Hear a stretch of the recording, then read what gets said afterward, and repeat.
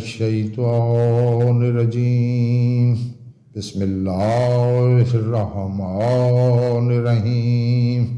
محترم ویورز، آج میں آپ کی خدمت میں جمعہ کی رات کا وظیفہ لے کر حاضر ہوں۔